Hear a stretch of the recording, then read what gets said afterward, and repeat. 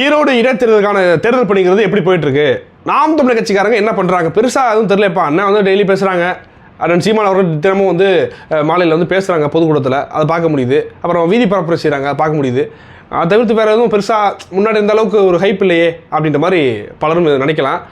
திமுக வந்து பெருசாக எதுவும் தெரியலையே. முன்னாடி காசு கொடுத்தாங்க, ஆளுகளை கூட்டு போயிட்டு ஒரு பட்டியலில் அடைச்சி வச்சாங்க, இந்த மாதிரி நினச்சி இந்த மாதிரி திமுக என்ன பண்ணுறாங்க? அப்போ என்ன தான் நடக்குது ஈரோட்டில் வெற்றி வாய்ப்பு யாருக்கு அதிகமாக இருக்குது அப்படின்றதுலாம் பலரப்பட்ட கேள்விகளை நம்ம உறவுகள் என்னிடம் தனியழைப்பில் வந்து தொடர்பு கொண்டு கேட்டாங்க. பலருக்கு நான் அப்புறம் கூப்பிட்டு சொல்கிறேன், நான் கொஞ்சம் வேலையாக இருக்கேன் அப்படின்னு சொல்லி, நான் உண்மையிலே வேலையாக இருந்தேன் அப்படின்னு சொன்னேன். சிலவர்கிட்ட வந்து விளக்கம் கொடுத்துருந்தேன். அப்போ இந்த மாதிரி நிறையா கேள்வி வந்துட்டு இருக்கு. எதுக்கு தனித்தனியாக வந்து அவங்கள்ட்ட சொல்லிட்டு இருக்கேன்? பொதுவாக ஒரு வீடியோ போட்டுவிட்டோம்னா தெரிஞ்சுக்கிறாங்க. ஏன்னா மக்கள் வந்து போயிட்டு இருந்தேன், சமீபத்தில் ஈரோடு போயிட்டு வந்தேன். அங்கே களம் எப்படி இருக்குங்கிறத நம்ம பார்க்க முடிஞ்சுது. அப்போ அதை வைத்து கொண்டு நம்ம சில விளக்கங்களை கொடுத்துடலாம். ஆனால் சீமான் அவர்கள் எப்படிலாம் போட்டு திமுக போட்டு பாடாப்படுத்திட்டு இருக்காரு, திராவிட கூட்டத்தை ஒட்டுமொத்த கூட்டத்தை எப்படி கதற விட்டுருக்காரு அப்படின்றதெல்லாம் பற்றி உண்மையாகவே நடக்கக்கூடிய விஷயங்களை இன்றைக்கு நம்ம உடைத்து பேச போகிறோம். அதற்காக தான் இந்த பதிவு. உலகத் தமிழர்கள் அனைவருக்கும் வணக்கம். இது உங்கள் தென்னகம். நான் உங்கள் விஷ்ணு. எவன்டா மூர்க்கமா சண்டை போடுவான்னு பார்க்குறான். இங்கே வர்றான், தென்னகத்துக்கு வரும்போதும் திணறான். ஈரோட்டில் மற்ற கட்சிக்காரங்களாம் என்ன பண்ணுறாங்க, நாம் தமிழ் கட்சிக்காரங்க என்ன செய்கிறாங்கிறத தாண்டி முதல்ல அதெல்லாம் பின்னாடி பார்ப்போம், அதை பற்றி பின்னாடி பேசுவோம். முதல்ல சொல்லணும்னா ஈரோடு தேர்தல் பரப்புரையில் எந்த மாதிரி கலநலம் இருக்குது அப்படின்னு சொல்லணும்னா, ஈரோட்டில் தேர்தல் பரப்புரையில் இன்றைக்கு எடுத்துக்கிட்டிங்கன்னா ஈரோட்டினுடைய கதாநாயகனாக அண்ணன் சீமான் அவர்கள் இருக்கிறார். அவர் தான் இன்னைக்கு அண்ணன் சீமான் அவர்கள் ஒரு இடத்துல மேடையில் பேச போகிறாங்க அப்படின்னா, ஒரு பொதுக்கூட்டத்தில் பேச போகிறாங்க அப்படின்னா, அப்போ தான் அங்கே இருக்கக்கூடிய காவல்துறையெல்லாம் ரொம்ப தீவிரமாக இருக்கீங்களாம் வேலை செஞ்சுட்டு இருக்காங்க. ஏன்னா அண்ணன் சீமான் அவர்கள் பேசக்கூடிய மேடைகளில் வந்து சலம்பல் பண்ணணும், பிரச்சனை பண்ணணும்னு சில சில கூட்டங்கள் வந்து கங்கணம் கட்டி கொண்டு திரிகிறார்கள். அது காவல்துறைக்கு நல்லா தெரியும். நான் வந்து ஈரோட்டுக்கு போயிருந்த சமயத்தில் கூட அண்ணன் சீமான் அவர்கள் பேசி கொண்டு இருந்த அந்த மேடையில் வந்து நாங்கள் கல்லவுட்டு எறிவோம்னு சொல்லி ஏதோ வந்திருக்கு, நியூஸ் வந்திருக்கு. உடனே காவல்துறை வந்து வெறி கொண்டு தேடிட்டு இருந்தாங்க. காவல்துறை சிறப்பாக வேலை செய்கிறாங்க, அதெல்லாம் பார்க்கலாம். ஏன்னா நாலு பேர் இஷ்யூ ஆச்சுன்னா, எவனோ ஒருத்தன் கல்லவுட்டு எரிஞ்சிட்டான்னு வச்சுக்கோங்க, சும்மா மேலே தூக்கி போட்டான்னு வச்சுக்கலேன், சின்ன ஒரு குண்டை சின்னதாக தூக்கி போட்டா சொல்லி, சின்ன ஒரு சின்ன கலர் கூடிய குட்டி கலர் கூடிய தூக்கி போட்டால் கூட தம்பிமார்கள் அந்த தூக்கி போட்ட நம்பரே சும்மா விட்டுருவாங்களா? அண்ணனை விடுங்க, அண்ணன் வந்து பொழைச்சி போடா ராயே அப்படின்னு விட்டுருவாங்க. அது வேறு. தம்பிமார்கள் சும்மா விட்டுருவாங்களா? ஏதாவது ஒன்று பிரச்சனையாரும் பெரிய இஷ்யூ ஆயிரும், கலவரமாரும். நாம் தமிழ் கட்சிக்காரங்க வந்து தமிழ்நாடு முழுவதும் இருக்காங்க. அப்போ தமிழ்நாடு முழுவதும் இருக்கக்கூடிய பெரியாரிய அந்த கூட்டங்கள் அதெல்லாம் அப்புறம் நிம்மதியாக நடந்துருமா? அப்புறம் இவங்களாம் நிம்மதியாக கட்சி கூட்டம் நடத்திடுவாங்க. அப்போ ஒரு இந்த மாதிரியான ஒரு விஷயம் உருவாயிரும். அதற்காகவே காவல்துறை ரொம்ப முனைப்போடு வேலை செய்கிறது. இது வெளிப்படையாக சொல்கிறதுக்கு எனக்கு ஒன்றும் இல்லை, நான் நிறைய பார்த்தேன். ஏன்னா காவல்துறை அந்த மாதிரி போய் தேடும்போது நாங்களும் போயிட்டு இருந்தோம், யார் எங்கிட்டு இருக்காங்க, இவன் என்ன செய்யறாங்கலாம் பார்த்தோம். அப்போது இந்த மாதிரிலாம் ஒரு பாட்டு போயிட்டு இருக்குங்க. ஆனால் சீமான் அவர்கள் வராரு அப்படின்னாலே அந்த இடத்துல இப்போ ஊப்பிகளுக்கு வந்து வைத்து கலக்குது போல். ஏன்னா போட்டு பொழக்கிறாரு. மனசாட்சி இல்லையா சீமான் அப்படின்னு வீணா கதரும் அளவிற்கு, ஐயா தெய்வமே விட்டுருங்க, கடவுளே விட்டுருங்க, எதுவுமே திட்டாதீங்க, எவ்வளோ முடியல, மேலே திறந்துங்களை கழுவி ஊற்றுறாங்க, என்னடா பொறுப்பாளராக இருக்கீங்க, அங்கே வந்து பொழக்கிறாப்புல சீமான் பார்த்துட்டு இருக்கீங்க, நீங்கள் என்னடா பண்ணிட்டு இருக்கீங்க அப்படின்னு மேலே திறந்துங்களை போட்டு கிழிக்கிறாங்க, தெய்வமே விட்டுருங்க தெய்வமே அப்படின்னு சொல்லும் அளவிற்கு சீமானை வச்சு செய்கிறாரு. இவங்க என்ன பண்ணிட்டாங்கன்னா, ஆனால் சீமானுடைய தனிப்பட்ட ஈகோவை வந்து இவங்க தூண்டி விட்டாங்க. எங்களுக்கு ரொம்ப சந்தோஷம், உண்மையிலே சொல்லவா, ரொம்ப மகிழ்ச்சியாக இருக்கும். நாங்கள் தம்பிமாரெல்லாம் ரொம்ப மகிழ்ச்சியாக இருக்கும். ஆனால் சீமான் அவர்கள்ட்ட பொறுத்த வரைக்கும் நீங்கள் அன்பாக பேசிட்டீங்கன்னா என்ன வேணால் செய்வாருங்க. அண்ணா இந்த மாதிரி அண்ணா இப்படி செய்வோம், அண்ணா இப்படி செய்வோம், அண்ணா அப்படி கேட்டால் என்ன வேணால் செய்வார். ஆனால் என்னென்ன எங்கள் தலைவர் பற்றி பேசுகிறீங்க, பார்த்து பண்ணுங்கண்ணே அப்படின்னா, சரி ரொம்ப கெஞ்சிடா, சரி விட்றா பரவாயில்ல, சரி கண்டுக்கலாம் விட்றா அப்படின்னு போயிடுவார். உண்மையிலே செய்யக்கூடிய ஆளாக எடுத்து செய்யக்கூடிய ஆள் தான். பாமுனியை பார்ப்பார் அநியத்துக்கு எங்கள் அண்ணன். அவர்கிட்ட போயிட்டு உன்னை சும்மா விட மாட்டோம், எங்கள் ஏரியாவில் வந்து நீ பரப்புரை செஞ்சிருவியா, அது எங்கள் ஊர் ஈரோடு, அது பெரியார் ஊர், காங்கிரஸ்காரங்களாக இருக்கும், திமுக காரங்க இருக்கும், பெரியவருடைய வாரிசுகள்லாம் இருக்கும், எங்கள் ஊரில் வந்து சீமான் பரப்புரை செஞ்சிருவியா, உனக்கு கடுமையான எதிர்ப்பு கொடுப்போம் பாரு அப்படின்னு இவங்க வாய்க்கு வந்ததெல்லாம் அடிச்சு விட்டா. அதுவும் குறிப்பாக விகடன் நினைக்கிறேன் ஒரு பத்திரிகையில் ஒரு ஆர்டிக்கல் போகுது. என்னன்னா இந்த மாதிரி சீமான் முதல் நாள் பரப்புரையில் ஈவரை பற்றி பேசவே கிடையாது, சீமான் வந்து மௌனம் காக்கிறார். முதல் நாள் பரப்புரையில் வந்து அந்த சீமான் அவர்கள் ஈவரா பற்றி பேசல நினைக்கிறேன், நான் வந்து பேசல நினைக்கிறேன். அப்போ அதை தான் இவங்க குறிப்பிட்டு பார்த்தீங்கன்னா சீமான் பயந்துட்டாரு அப்படின்னு இதை வச்சு எழுத ஆரம்பித்தாங்க. உண்மையாகவே எழுத ஆரம்பித்தாங்க. இதெல்லாம் பார்த்துருப்பாரு நினைக்கிறேன் அண்ணன். ஏண்டா போனால் போதுன்னு விட்டு தொலைஞ்சா நீ என்கிட்டே சீன்றீங்க. அடுத்த 2வது நாள் பரப்புரை என்ன ஆகுது தெரியுமா? ஈவிகே சிலோங்கோட வீட்டு அந்த பக்கத்தில் வந்து பரப்புரைக்கு போகும்போது அங்கே இருக்கக்கூடிய 4 பேர், ஏய் உன்னை விட மாட்டோம், எங்கள் ஏரியாவில் வந்து எங்களை எடுத்து பேசுவியா அப்படின்னு கொந்தளிக்க, சுமார் பாப்பிலையா நம்ம அண்ணன், ஓ கொந்தளிக்கிறியா ராஜா, சரி பார்த்துக்கிறேன் அப்படின்னு நைட்டு வெறியாக வந்து ஓட்டு போட 2வது முதல்ல இந்த ஈவராங்கிற பிம்பத்தை தூக்கிட்டவனா வந்தால் முதல்ல காரு துப்புனா அவங்கள அந்த அளவுக்கான ஒரு பரப்புரையை மேலில் வச்சு செய்ன்னு செய்கிறாரு மனுஷன். அதுலேயும் குறிப்பாக இது பெரியார் மண்ணுங்கிறாங்க. டே பெரியாரே எங்களுக்கு மண்ணடா போட்டார், ஒரே போடா போட்டார். நீ சொல்கிற பெரியார் இல்லாமல் எதுவும் இல்லைங்கிற, எங்களுக்கு பெரியாரே ஒன்றும் இல்லை அப்படின்றார் ஒரே போடா. இந்த மாதிரி பல சம்பவங்களை ராமசாமி ஹூ ஆர் யூ, எங்கள் மக்களை பற்றி பேசுவதற்கு நீ யார், ஹூ ஆர் யூ ராமசாமி அப்படின்னு போட்டார் போடுற அடி மிரண்டேன் நல்லா. அண்ணனுக்குள்ள வந்து தமிழ் தாய் அருள் இறங்கிச்சு போல, முழுமையாக இறங்கிச்சு போல, வச்சு செய்கிறாப்புல அப்படின்னு கொண்டாடி தீர்த்துருப்போம் 2வது நாள். அந்த 2வது நாள் வந்து நான் இப்போ வரைக்கும் பார்க்குறேங்க. தினமும் கூட்டம் நடக்குது, தினமும் ராமசாமியை போட்டு அண்ணன் உரின்னு உரிக்கிறாப்புல, இல்லாத பொல்லாத சொல்லலை. அவர் என்ன பண்ணியிருக்காரோ அதை தானே போட்டு சொல்கிறாரு. அப்போ இந்த மாதிரி அண்ணன் சீமான் அவர்கள் அவங்க இடத்துல போய் அவங்க பொருள் எடுத்து அவங்கள செய்கிற மாதிரி அவங்க ஊருக்குள்ளே போய்ட்டு சொன்னால் இதுக்கு மேலே என்ன பண்ணணும்? ஈரோட்டுக்கு வாடா வந்துட்டார தினமும் பேசுகிற என்ன பிடிக்கிறோம், நீ என்னடா பிடிக்கிறீங்க, வழக்கு போட்டு போடு போ, இல்லாத பொருளாக சொல்லலை. ராமசாமி என்ன செஞ்சாரோ அதானே பேசிகிட்டு இருக்காரு. அப்போது இந்த மாதிரி தொடர்ச்சியாக அண்ணன் வந்து அடிச்சாடிட்டு இருக்காரு. ஒரே ஒரு வருத்தம் தான், ராமசாமியை போட்டு அடிச்சாடியில் அண்ணன் கத்தி பேசுறதுனால தொண்டை அண்ணனுக்கு கொஞ்சம் பிரச்சனையாக இருக்குது. அதை பார்க்கும்போது கொஞ்சம் வருத்தமாக இருக்குது. அண்ணன் வந்து கொஞ்சம் நல்லா ஓய்வு எடுக்கணும் அப்படிங்கிறத அந்த காவல் வேலை நம்ம அண்ணன்ட்ட சொல்லிக்கிறோம். அடுத்தபடியாக நாம் தமிழர் கட்சிக்காரங்க என்ன செஞ்சுட்டு இருக்காங்கன்னா, கடுமையான ஒரு களப்பணியில் ஈடுபட்டுருக்காங்க. உண்மையில் நானே மிரட்டேன். நான் வந்து எங்கள் ஊர் சிவகங்கையிலேருந்து இளையாங்குடியிலேருந்து நாங்கள் கிளம்பி போனால் இரவு கிளம்புறோம், அடுத்த நாள் காலைல போகிறோம். காலைல வந்து அரைக்கு போகிறோம். அங்கே வந்து மகால் திருமண மண்டபம் வந்து பிடிச்சிருக்காங்க. நாம் தமிழர் கட்சிக்காரங்களாம் பொதுவாக வந்து தங்கி அங்கேயே கிளம்பிட்டு சாப்பிட்டுட்டு போகிற மாதிரி எல்லாம் தயார் பண்ணி வச்சுருக்காங்க. அங்கே போகும்போது செம கூட்டம், ஒரு 300 பேர்த்துட்டு இருந்திருப்பாங்க, 200-300 பேர்த்துக்கு மேலேயே இருந்திருப்பாங்க. காலைல 6 மணிக்கு. அப்போ ரெஸ்ட் ரூம் போகிறதுக்கு அங்கே முழுமையாக ரொம்ப கூட்டமாக இருக்குது. அந்த மகால் திருமண மண்டபம் முழுவதுமே கூட்டமாக இருக்குது. சரி என்ன செய்யுது, சரி வெளியே தான் ஒரு அரை தான் போகணுன்னு சொல்லிட்டு வேறு இடத்துக்கு போகிறோம்.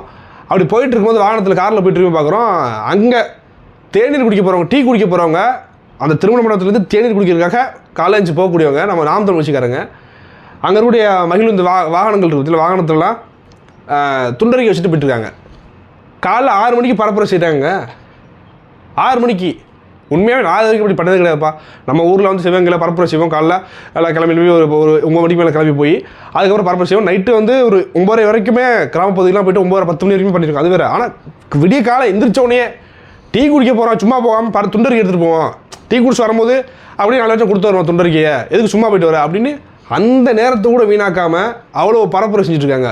உண்மையிலேயே சிறப்பான ஒரு பரப்புரையாக ஈரோட்டில் இருக்கக்கூடிய நம்ம உறவுகள்லாம் வந்து அங்கே பண்ணிகிட்ருக்காங்க. பலரும் வந்து தொடர்ச்சியாக அங்கே வந்து பரப்புரை களத்தில் நிற்கிறாங்க. நம்மளால் நிற்க முடியல, சூழ்நிலை, குடும்ப சூழ்நிலை, அப்புறம் பொருளாதார சிக்கல் அப்படி இப்படின்னு நிறையா இருக்குது. அதனால் நம்ம போனோம், நம்மளுடைய பங்கும் இருக்கணும் அப்படின்னு களத்தை பார்த்துட்டு வரணும் அப்படின்றக்காக போனோம். ஓகே, மறுபடியும் வாய்ப்பு வச்சா மறுபடியும் போவோம் அடுத்த ஞாயிற்றுக்கிழமை கூட. அப்போ இந்த மாதிரி இருக்குங்க, இந்த மாதிரி பண்ணிகிட்ருக்காங்க. காலையில் இது மாதிரி போகிறாங்க. ஒரு நாளைக்கு 3 வார்டு தான் நமக்கு பரப்புரை செய்ய போகணும் அப்படின்னு காவல்துறை தரப்புலேருந்து நமக்கு ஒதுக்கப்பட்டிருக்கான். ஏன்னா முன்னெல்லாம் வேறு மாதிரி இருந்துச்சு, இன்றைக்கி இப்போ வந்து முழுக்க வேறு மாதிரி இருக்குது. 3 வார்டு தான், 3 வார்டுக்குள்ளே மட்டும் தான் பரப்புரை செய்யணும் ஒரு நாளைக்கு அப்படின்ற மாதிரி. அப்போது இந்த மாதிரி காலைல கிளம்பி காலைல அந்த 6 மணிக்கே கிளம்பிடுறாங்க. சில பேர் அப்படியே தொடர்ச்சியாக கிளம்பி ஒரு 8 மணி ஆயிடுது. அதுக்கப்புறம் கிளம்பி பரப்புரைக்கு போகிறாங்க. அந்த காலை ஒரு 8 மணிக்கு போகக்கூடிய நம்முடைய உறவுகள் அந்த ஒவ்வொரு வார்டுக்குள்ளேயும் வீட்டுக்கு போய்ட்டு துண்டறிக்கை கொடுக்குறாங்க. ஒரு முக்கியமான ஒரு பகுதியில் நின்றுட்டு அங்கே வந்து வீதி பரப்புரை செய்கிறாங்க. நம்முடைய பேச்சாளர்களை வைத்து அங்கே வந்து மைக் வச்சு பேசுகிறாங்க. அங்கே வந்து எங்களுக்கு ஓட்டு போடுன்னு சொல்லி கேட்குறாங்க. அந்த மாதிரி வீடு துண்டறிக்கை கொடுக்கும்போதே அந்த 3 வார்டுக்குள்ளே துண்டறிக்கை கொடுக்கும்போதே ஒரு இடத்துல முக்கியமான இடத்துல பட்டி பேசி மக்கள்கிட்ட வந்து வாக்கு செலுத்துகிறாங்க. அப்போ ஒரு 11:30-12 மணி அந்த சமயத்தில் வந்து மறுபடியும் திருமண மண்டபத்துக்கு வந்துடுறாங்க. காலையில் பரப்புரைக்கு போகக்கூடியவங்க 12 மணி வாக்கில் வந்து மறுபடியும் நம்ம திருமண மண்டபம், அதாவது அங்கே நாம் தமிழர் கட்சியுடைய அந்த மகாலுக்கு வந்துடுறாங்க. வந்துட்டு அங்கே மதிய உணவு எடுத்துகிட்டு மறுபடியும் அங்கே ஓய்வு எடுக்கிறாங்க. அது மாதிரியாக பணிமனைக்கு போயிடறாங்க. நாம் தமிழர் கட்சியுடைய திருமண மண்டபம், அதாவது இங்கே வரவங்க தங்கிறதுக்கு அதுக்கான ஒரு இடம் தனியாக இருக்குது, பணிமனை ஒரு இடத்துல தனியாக இருக்குது. அப்போ 2 இடத்துலையும் இங்கேருந்து அடுத்து அங்கே போகிறாங்க. அங்கேருந்து மறுபடியும் வந்து ஈவினிங் மாலை நேரத்தில் வந்து ஒரு 4 மணி அளவில் வந்து அந்த பேரணி போல் வந்து நடந்துட்டு பரப்புரை செய்ய ஆரம்பிக்கிறாங்க இன்னும் அடுத்த பகுதிக்கு. அப்படி போகும்போது அண்ணன் சீமான் அவர்கள் வந்துடுறாங்க. அண்ணன் சீமான் அவர்கள் அதே போல் ஒரு முக்கியமான இடத்துல வந்து பேசுகிறாங்க. அப்படியே போயிட்டுருக்கு. அதன் பிறகு வந்து ஒரு 7 மணி வாக்கில் அதுக்கு முன்னாடியே வந்து பொதுக்கூட்டம் ஆரம்பிச்சிட்டாங்க. அந்த 7 மணி வாக்கில் போய்ட்டு அண்ணன் சீமான் அவர்கள் அந்த பொதுக்கூட்டத்தில் வந்து அங்கே அது வர்ற மாதிரியான ஒரு பிளான் பண்ணிட்டு அது 7 மணி போல் சீமான் வந்து அங்கே பொதுக்கூட்டத்துக்கு போயிடறாங்க. அந்த 7 மணி to 9 மணி வரைக்கும் அண்ணன் சீமான் அவருடைய அந்த தலைமையில் பொதுக்கூட்டம் நடக்குது. அப்போ ஒரு நாள் ஷெட்யூல் இப்படி தான் ஒவ்வொரு நாளும் போயிட்டுருக்கு. ரொம்ப கடுமையாக உழைக்கிறாங்க. நேரடியாக பார்த்தேன். உண்மையாக சொல்லப்போனால் நான் கூட எல்லாம் வேலை பார்க்கல, போய் நின்னேன் 10-15 நின்றுட்டு சும்மா தான் வந்தேன். ஆனால் கடுமையாக உழைக்கக்கூடியவர்கள் எத்தனையோ பேர் அந்த களத்தில் நிற்கிறாங்கிறத நான் பார்த்தேன். அதை சொல்லணும், இங்கே பதிவு பண்ணணும்னு நினைக்கிறேன். அதுக்காக தான் இதில் சொல்கிறேன். உண்மையிலேயே அத்தனை பேருக்கும் உண்மையிலே புரட்சி வாழ்த்துக்கள். எங்களுடைய வேலையும் நம்முடைய வேலையை சேர்த்து அவங்க பல பேர் பண்ணிகிட்டு இருக்காங்க.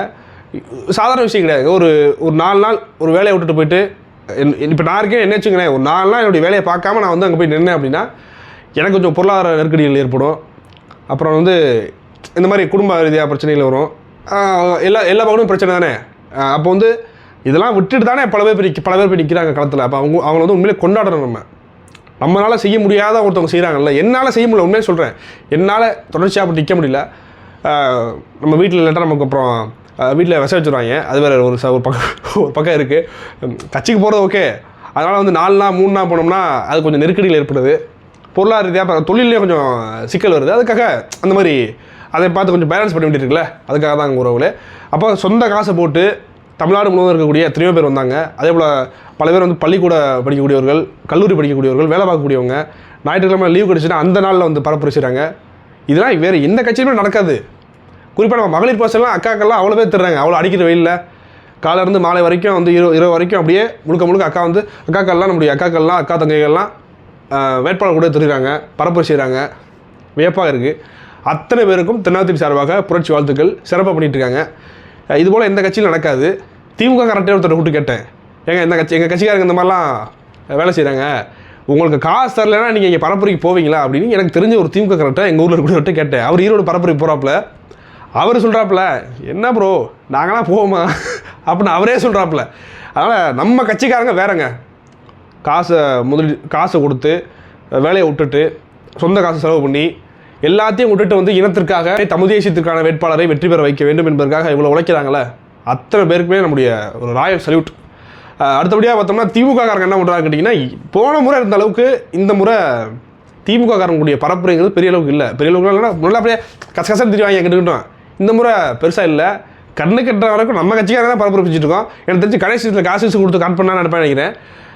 ஒன்றும் இல்லை, நம்ம முடிஞ்ச அளவுக்கு கடுமையான உழைப்பை போடுவோம். ஆனால் இன்னொரு பக்கத்து வந்து பார்த்தோம்னா இந்த ஈவராமசாமி கும்பல் இருக்குல்ல, அந்த கும்பல்லாம் சேர்த்து தெரியுமா, ஒரு டாட்டாசி எடுத்துக்கிட்டு அங்கே வந்து ஈவரா படத்தை ஓட்டிக்கிட்டு ஈவராவை பெரியாரை விமர்சித்த கைவர்களை புறக்கணிப்போம் அப்படின்னு சொல்லி ஓட்டு கேட்டுட்டு இருக்காங்க. ஏண்டா ஓட்டு கேட்குறீங்களே, ஈவரா என்ன சொன்னார் சொல்லி ஓட்டு கேட்பீங்களா? தாய்மார்களே எங்கள் தலைவர் பெரியார் என்ன சொன்னார் தெரியுமா அப்படி சொல்லி ஓட்டு கேட்பீங்களா? சொல்லி ஓட்டு கேளுங்க. எங்கள் தலைவர் தாலி போட்டிருக்கீங்களே அது அவமான சின்னம் சொன்னார். கர்ப்பப்பையை வந்து எதுக்கு கர்ப்பப்பையை அதெல்லாம் எடுத்து போட்டோன்னு வெளியே அப்படின்னு சொன்னார், அகற்ற வேண்டும் என்று சொன்னார். சொல்லுங்களா? திருமணமான ஒரு பெண் இன்னொருத்தரை விரும்புவது குற்றமாக கருதக்கூடாது அப்படின்னு சொன்னார். இதெல்லாம் சொல்லி கேளுங்களேன். இதெல்லாம் தாய்மார்கள்ட்ட ஓட்டு கேட்கும்போது சொல்லி கேளுங்கடா. அதெல்லாம் சொல்றதில்ல, பெரியாரின் பிள்ளைகள் நாங்கள் ஓட்டு கேட்டுறோம் அப்படிங்கிறாங்க தவிர அவர் என்ன சொன்னார்னு சொல்லி ஓட்டு கேட்க மாட்டாங்க. இன்னொரு பக்கம் நாம் தமிழர் கட்சியுடைய கூட்டம் வந்து கலையுது. கட்சியிலேருந்து 3000 பேர் விலகுறாங்க, 5000 பேர் விலகுறாங்கன்னு சொல்லி உருட்டான் இல்லை.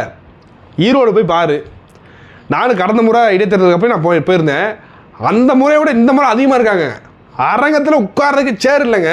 பணிமனையில் ஒரு 300 நாற்காலி இருக்குன்னா 300 நாற்காலிலையும் ஆள் இருக்காங்க. அதை தாண்டி நிற்கிறாங்க, சில கீழே உட்காந்துருக்காங்க. அவ்வளவு கூட்டம். எனக்கு வியப்பாக இருந்துச்சு. என்னடா கட்சி விட்டு இத்தனை பேர் விளையாடுறேன் அத்தனை விளையாடுறான்னு சொல்லிட்டு இருந்தாங்க, என்னடா இவ்வளோ பெரிய கூட்டமாக இருக்குது அப்படின்னு போய் பாருங்கள். உண்மையிலே போய் பாருங்கள். யாரும் ஈரோட்டில் போய் பாருங்கள், பணிமனையிலே போய் பாருங்கள், நாம் தமிழ் கட்சிக்காரங்க பரப்புரை செய்ய பாருங்கள். இந்த நிலைமையில் தான் நாம் தமிழ் கட்சி இருக்கிறது. என்னத்தை நீ அவதூறு பரப்புனாலும் சரி, எங்களுக்கான ஆதரவு ஓட்டத்தை தான் நீ உருவாக்கி விட்டுருக்க. நீ எவ்வளோக்கு எவ்வளோ எங்கள் மீது அவதூறு பரப்புறியோ அந்த அளவுக்கான ஆதரவை மக்கள் வந்து நாம் தமிழ் கட்சி மீது வந்து வைப்பார்கள் நம்பிக்கையை.